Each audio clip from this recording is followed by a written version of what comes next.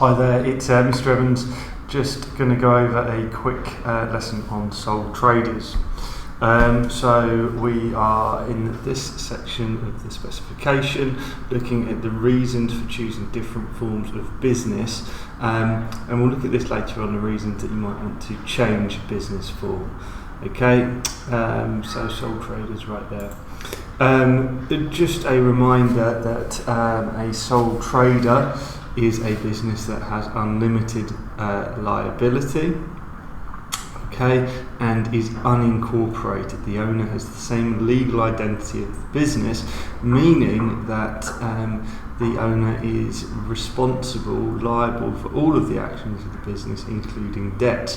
And because there's no separation in law between the owner and the business, the owner's personal possessions are at risk should the business get into problems.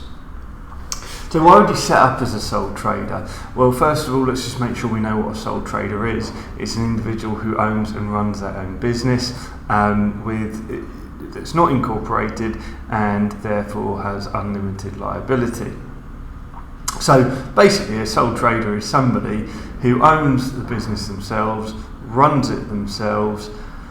They make the decisions in terms of actually running the business. Now, a common cause of confusion is that students often think that sole traders, it's only going to be them.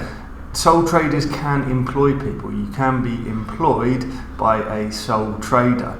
If you are employed by a sole trader, you are employed by them personally. There's no legal separation between them and the business. They're unincorporated. You would be employed by that person, and if something went wrong at work, you would sue that person, whereas if you work for an incorporated business, then that business would employ you. So for example, you would be employed by Sainsbury's, for example, and you would sue Sainsbury's, not the owners of Sainsbury's. So what are the advantages of being a sole trader? Well, it's relatively cheap to set up in terms of the legal obligations. You don't need to spend money on solicitors and important documents that you would need to if you were an incorporated business. So it can be cheap and easy to set up. The owner would get to keep all of the profits, make all the decisions, so they're independent. They maintain their own financial records, and the financial records remain private. You would obviously need to share them with the tax inspector, but you don't need to publish them in the form of an annual report, which a incorporated business would.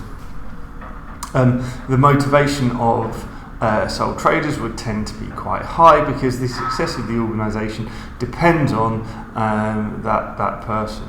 Okay. However, disadvantages is that the business has unlimited liability. There may be limited capital for investment. Okay, it might be quite difficult to attract people to invest in you as a sole trader. Meaning that you've only got your own funds and that which you can borrow from a bank.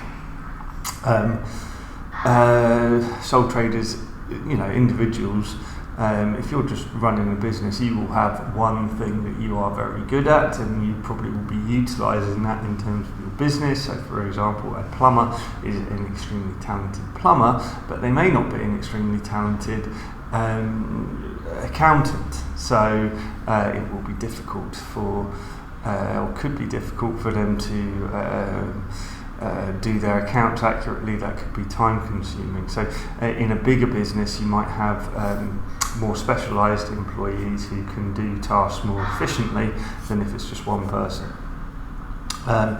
It can be difficult to find cover when ill. It can be difficult to get someone to cover for you when you go on holiday if it's only you running the business. Often sole traders, if they take a holiday, the business will be not trading for that period, and therefore there will be no income coming in. Whereas if you work for a larger company, you get holiday pay and so on.